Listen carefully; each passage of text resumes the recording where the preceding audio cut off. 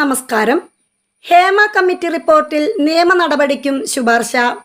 സ്ത്രീത്വത്തെ അപമാനിച്ചതിന് ആരോപണ വിധേയർക്കെതിരെ കേസെടുക്കാമെന്നാണ് റിപ്പോർട്ടിലെ ശുപാർശ. IPC 354 പ്രകാരം കേസെടുക്കാമെന്ന പരാമർശം സ്വകാര്യത കണക്കിലെടുത്ത് പുറത്തുവിടാതിരുന്ന ഭാഗത്താണുള്ളത്.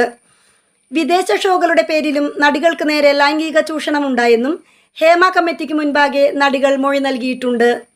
മലയാള സിനിമയിൽ സ്ത്രീകൾ അതിക്രൂരമായി ലൈംഗിക ചൂഷണത്തിനും വിവേചനത്തിനും ഇരയാകുന്നതിൻ്റെ നടുക്കുന്ന വിവരങ്ങളാണ് പുറത്തുവന്ന ഹേമ കമ്മിറ്റി റിപ്പോർട്ടിലുള്ളത്. മലയാള സിനിമ അടക്കി വാഴുന്നത് ക്രിമിനലുകളും വൻകിട മാഫിയകളുമാണ്. അവസരം കിട്ടാനും സിനിമയിൽ നിലനിന്ന് പോകാനും ലൈംഗിക താൽപ്പര്യങ്ങൾക്ക് സ്ത്രീകൾ വഴങ്ങേണ്ടി വരുന്നു. ചൂഷകരെ സംരക്ഷിക്കാൻ മലയാള സിനിമയിൽ പവർ ടീം ഉണ്ടെന്നും റിപ്പോർട്ടിൽ പറയുന്നു.